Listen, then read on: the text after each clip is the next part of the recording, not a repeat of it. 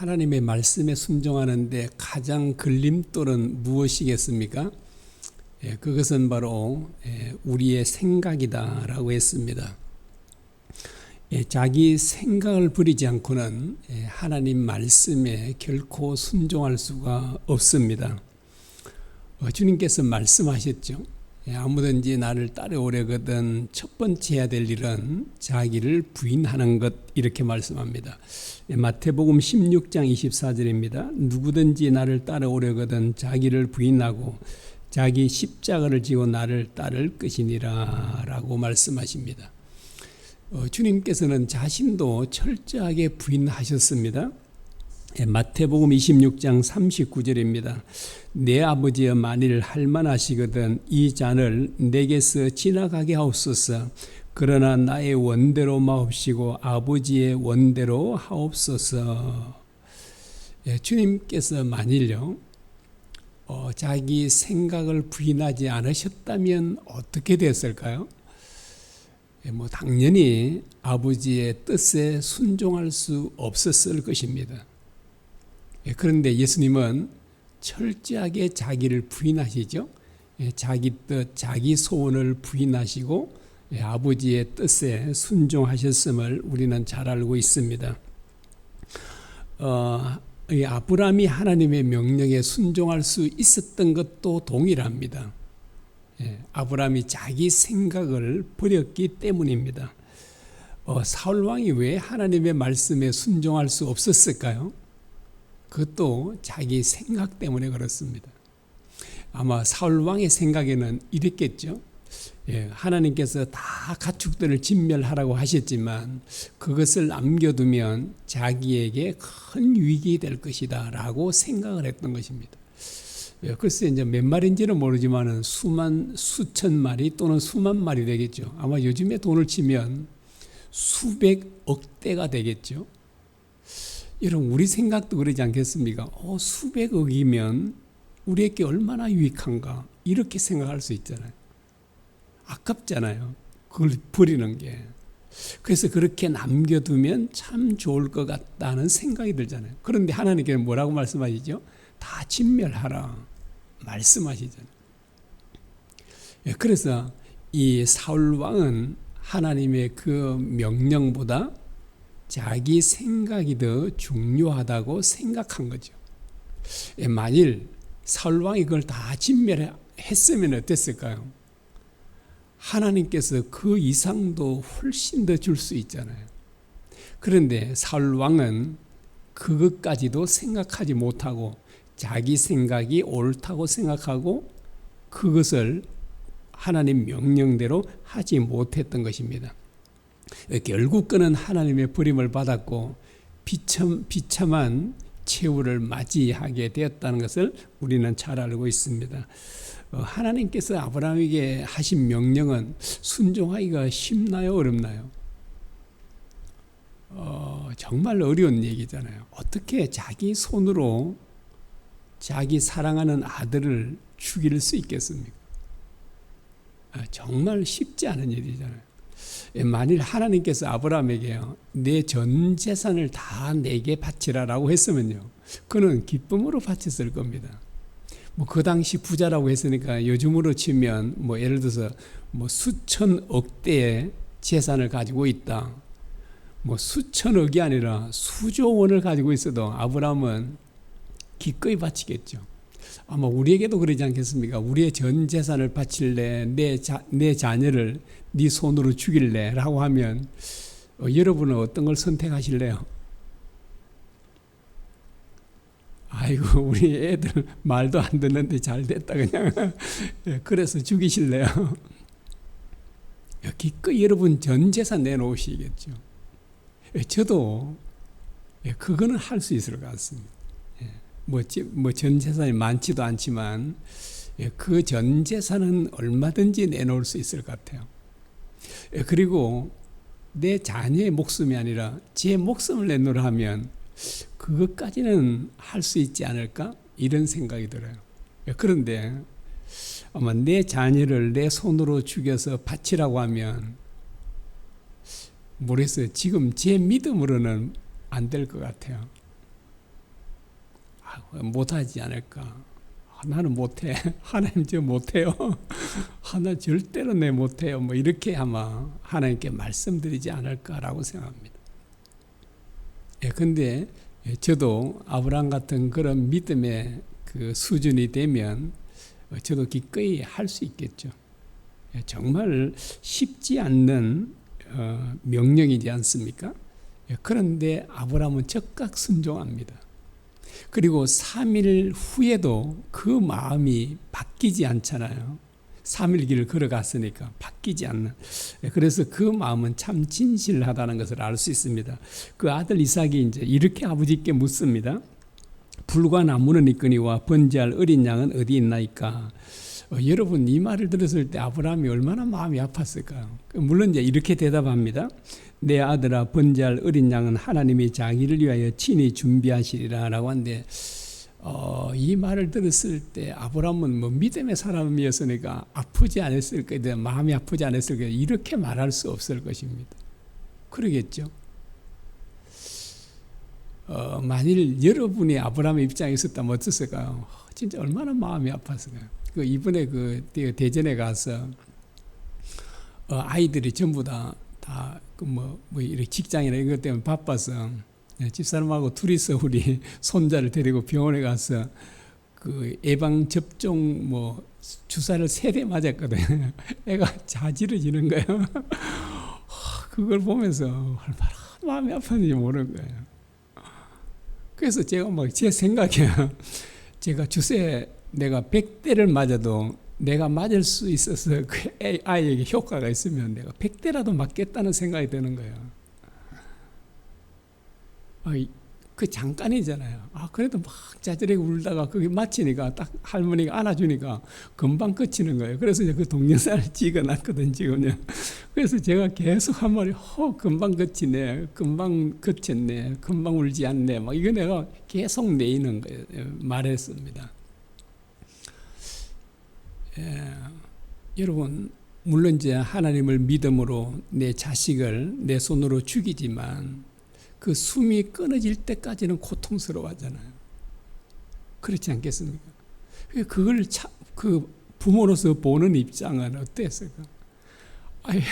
그 주사 따끔한 거 그거 맞는 것도 마음이 이렇게 아프고 그런데 그 자식을 그거 이렇게 목을 자르고 이렇게 죽여가는 그 고통스러워하는 모습을 보는다는 게 얼마나 마음이 아팠겠습니까? 그런데 아브라함이 그 대답한 말이 그대로 되죠. 어린 양은 여호와께서 준비할 것이다 라고 했는데 정말 그렇게 주시고 있습니다. 이제 아브라함이 제단을 만들고 장작도 놓고요. 그 이삭을 결박해서 이제 죽이려고 했다라고 하는데 여러분 그 장작 그 번제할 나무를 누가 지고 산에 올라간지 알죠? 이삭이잖아요. 이 말은 무슨 말이에요? 이삭이 아브라함보다 훨씬 더 힘이 세다는 말이잖아요. 그래 힘이 팔팔한 젊은 사람을 어떻게 결박할 수 있나요? 지금 이제 끈이 있어요. 너 이리 와봐. 딱 묶으려고 하면 어때요?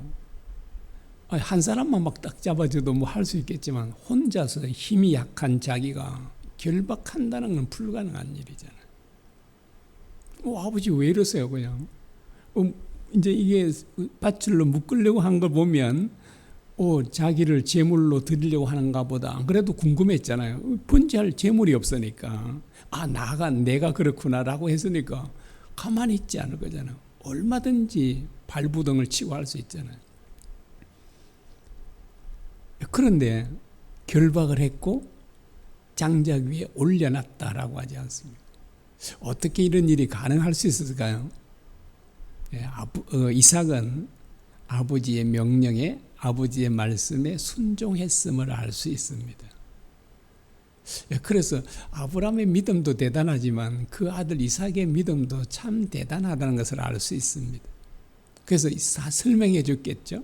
다 설명해서 하나님께서 이렇게 명령하셨다. 너를 번제로 바치라고 하셨다. 라고 했을 때 이삭은 그 아버지와 하나님을 신뢰했을 것입니다. 이 이삭은 지금 17, 8세쯤 됐다 그러잖아요. 물론 아주 어릴 때는 모르지만 적어도 8살부터 아마 그렇게 계속 적어도 10년 가까이는 자기 아버지가 어떤 믿음의 삶을 살았던 것을 다 보았을 거 아니에요. 얼마 전에는 그 아비멜렉 그 블레셋 왕이 와서 화평 조약을 맺었잖아요. 그런데 그 왕이 아버지를 찾아와서 이제 우리를 좀 해하지 말아 주십시오라고 하는 그것도 곁에서 다 보았을 거잖아요. 그리고 아버지가 어떤 삶을 살아왔는지, 어떤 믿음의 삶을 살았는지도, 그리고 또 자기 아버지의 어머니가 나이 많아서 아들을 낳았다는 것도, 자기를 낳았다는 것도 들었겠죠, 다요. 그래서 그 아버지가 어떤 믿음의 삶을 살았는지도 이삭은 들었고, 또 아버지가 어떤 삶을 살았는지 지켜보았으니까 아버지를 온전히 신뢰할 수 있었을 것입니다. 그리고 그 아버지가 믿는 하나님을 역시 이삭도 신뢰할 수 있었을 겁니다. 그래서 이삭은 순수하게 결박당해 준 거죠. 그런데 이제 아브라함이 칼로 내리쳐 죽이려고 했을 때 여호와의 사자가 급히 부르지 않으면 아브라함아 내가 여기 있습니다라고 하니까 이렇게 말씀해 줍니다. 12절입니다. 그 아이에게 내 손을 대지 말라. 그에게 아무 일도 하지 말라. 내가 내 아들 내 독자까지도 내게 아끼지 아니하였으니 내가 이제야 내가 하나님을 경외하는 줄을 아노라 라고 합니다. 자, 아브라함은 이제 결국 그래서 이삭을 죽이지 못했죠. 죽이지 않았습니다. 죽이지 않았는데. 그런데 아브라함은 이삭을 죽인 것과 마찬가지죠. 왜냐하면 이미 그 마음에는 자기 아들 이삭을 죽여서 하나님께 번제로 바쳤던 것이었습니다. 그리고 하나님께서도 이걸 인정하셨죠. 하나님께서 뭐라고 말씀하시죠?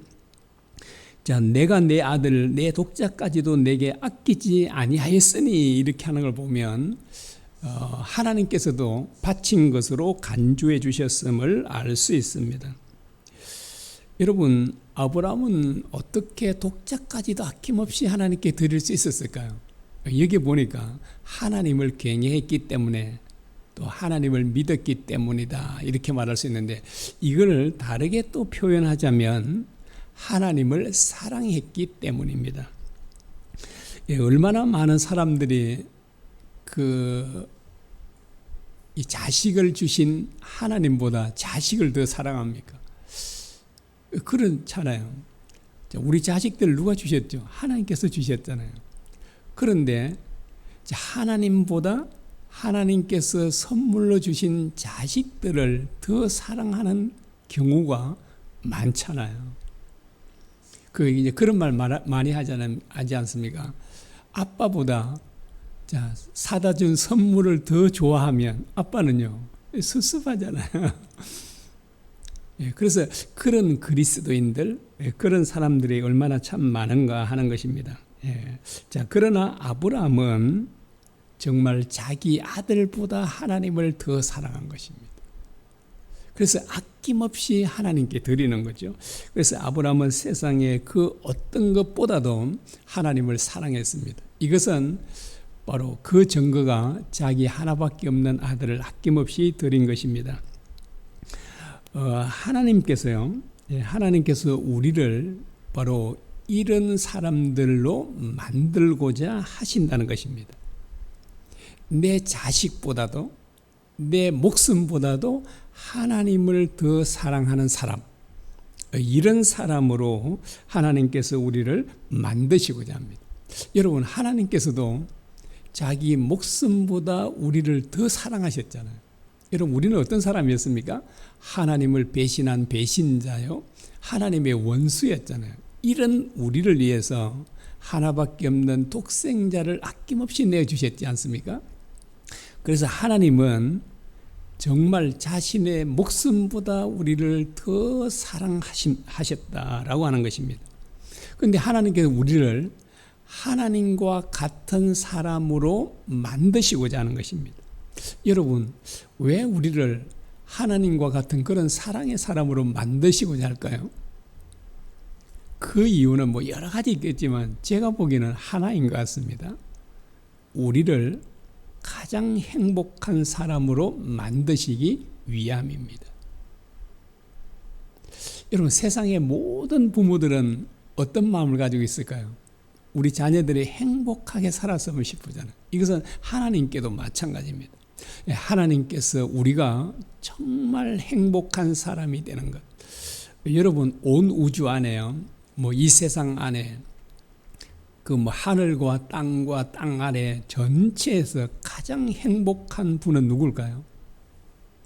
하나님이십니다. 왜 그렇게 하나님은 행복하시죠? 자신의 목숨보다 원수인 우리까지도 사랑하시기 때문에. 그래서 세상에서 가장 행복한 사람은 자기보다 하나님을 더 사랑하는 사람, 심지어 자녀보다 하나님을 더 사랑하는 사람, 이런 사람이 가장 행복한 사람이다, 이렇게 말할 수 있는 것입니다. 여러분, 이제 우리가 이제 이 말씀을 보면 하나님께서 왜 우리에게 너희 마음을 다하고 힘을 다하고 목숨을 다해 사랑하라고 하신지 알겠죠? 오로지 하나님 자신을 위해서만 그런가요? 그렇지 않는 겁니다. 우리에게 정말 힘을 다하고 마음을 다하고 목숨을 다해 사랑하라고 하신 것은 우리를 참으로 하나님처럼 행복한 사람으로 만드는 데 있다는 것입니다. 그래서 하나님의 목표가 뭔지 알 수 있죠. 단지 우리를 죄에서 구원해 주는 것이 아닙니다. 뭐 또 다르게 표현하면 우리를 하나님의 그 온전한 형상으로 회복시켜 주는 것. 하나님처럼, 예수님처럼 만드는 것이 하나님의 목표이죠. 우리를 구원한 목적이 크게 있다라고 하는 것입니다. 그래서 하나님께서 우리에게 왜 너희가 힘을 다하고 마음을 다하고 목숨을 다해 사랑하라고 하냐니까 우리를 가장 행복한 사람들로 만들어주는 데 있다라고 하는 것입니다. 여러분, 아브라함은 어떻게